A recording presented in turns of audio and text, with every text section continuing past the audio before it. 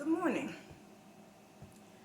Okay, I will classify the day after the storm. Some people who I reached out to yesterday really made me feel worse than I did yesterday. So I had to really think about and also validate my own feelings. And some people, if you don't understand a person who has BPD, borderline personality disorder, and dissociative identity disorder, you'll never understand a person or one that suffers with it. You will never understand the things that they may have to do to bring themselves back to reality. And sometimes it does take months. Sometimes it may only take a few hours. However, my thing is, I have yet to learn not to beat myself up over it. And I also learned one thing. In talking, sometimes there's a smirk on my face, which I'm assuming there's another different personality, because it landed me in a group, back in a DBT group, because my doctor said that it was the devious kid in me, like, ha ha ha, I hurt myself, I did this, I did that, there's nothing you can do about it. No, that's not it. Sometimes it's like, everybody always wants to portray the negative. Okay, you can talk about the things that can happen. You can also upload the things that you're going through. However, there's a flip side to everything. And I was listening to someone on their channel that it jarred my memory to let me know I have a lot of talents. And because of the talents that I do have, as some people say, I do these so-called praise dances. They call them so-called because they're not rehearsed. And because I do them, I actually had people who had unsubscribed to my channel. And if you notice, if anybody have looked at anything on here, I have yet to say like or subscribe, because that's not important to me. What's important to me is trying to get a message across to somebody. What's important to me is to try to put smiles on somebody else's face. Yeah, and I know you can see a half of a baby here. This is my motivation for today, because my hair needs to be done. And 2 days ago, I took my time and did all these little plaits in my baby's hair, because she was having a very bad hair day. This is Jasmine. And I had stated as far as Jakayla, but I realized the type of hair that's on her, once I wet it, it curled right up, so I didn't have to touch her. Same way with Jaden. His hair was the same way. You wet it, it's more natural. This stuff, no offense, almost cut my fingers. That's how rough it is. So she's sitting here because she's my motivation. I'm looking at how I took my time with her hair. Yes, I like to put little plaits in my hair. And I'm trying to focus so that I can do my hair. Because in doing my hair, sometimes that helps me to feel better, especially after what I went through yesterday. And even with going through what I went through, it wasn't until about 5 o'clock that the doctor's office called me, apologized for that doctor who took off my meds. Now, and let me clarify, I take a lot of different medication. But if you don't know me, how you going to take me away from my muscle relaxer? How you going to take away a particular medicine that helps with the condition that I have with this hair that grows? You don't know me.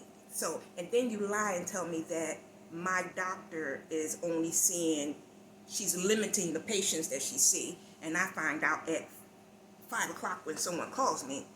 that when she went on leave in the first week of April, she has not been back. So I told them they have to give me a female doctor, someone who has patience. I'm not subject to change very easily, and I don't appreciate the fact of being lied to. So that intel caused me to have another episode last night. So I never even got over the first one before being hit with another one, because some of my triggers, as someone said, it doesn't make sense that will bother you. No one knows one's struggle. No one knows what could possibly trigger somebody, because no one knows what they went through in their childhood, teenagerhood, adulthood, that could be a trigger and can take and escalate to the point that you can be at a point of no return. And yes, it is scary, and yeah, I still feel that there's a lot of pent up anger, energy. I have to release this energy, so I decided what I'm going to do is charge up my drill, and I'm going to my room, and I may videotape it, but I don't know, because I may destroy my closet in the process. But I've always wanted to get rid of the sliding door, right? So the bad thing is I wait to when I'm escalated to decide to do something, and in the process, it may be very detrimental to my poor room. But I will be smart. I'll take all the clothes out and put them in another room while I'm executing the closet. That's a way okay, I used to do my, as they say, so-called praise dance. Because of the car accident I had in 2012, it really makes it difficult for me to move. With the Meniere's disease, the dizziness and the ringing in the ear, I'm falling all over the place. So it makes it difficult to do that as well. And because of, you see the good stuff and then you see the bad stuff on it, yes, one think that, yeah, she's just playing around. How can she sit up here and you got her preaching on here, or doing little short sermonettes, doing praise dances, and I think somewhere early in the beginning, I have where I used to babysit. Now I babysit for 35 years. And I was bringing out, teaching the kids, praise dances and stuff like that. But then when you turn around for almost the last year, I really started to have some issues. And someone inside of me decided to say, you should try to educate people through your experiences. And that has been very difficult. I've been trying it. And I was very leery because of worrying about being judged. But you know what? Rather I'm judged by the people who view this, or being judged by those that are supposed to be close to me in my life, which is very few to none now. Yesterday, I reached out to one person. She came to my house and I said, I need you. And she looked at me and shook her head. You're fine. And I literally broke down, hyperventilated, and she just looked at me and walked away. This woman has been like a mom to me. And she walked away when I needed her the most. And still have yet to hear from her. That moment could have been defining to me hurting myself, winding up in the hospital somewhere, drugging myself, anything. I'm just giving examples.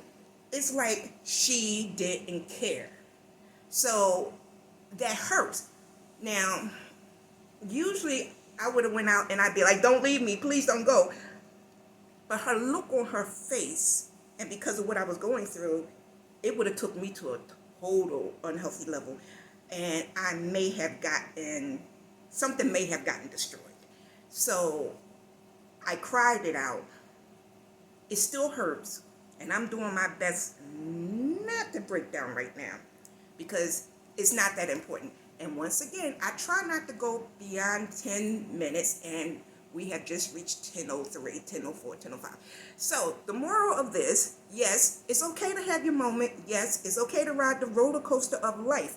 We all go through it. If you have borderline personality disorder, any type of mental health issues, the whole idea is not to get stuck. And yeah, I get stuck a lot, and I'm trying. I am one of age, and I'm still struggling and am very easily triggered. Okay, so I'm gonna keep looking at Jasmine's hair, and hopefully I can get the energy to do mine. Be blessed, keep safe, and don't beat yourself up because you have issues. Okay, bye bye.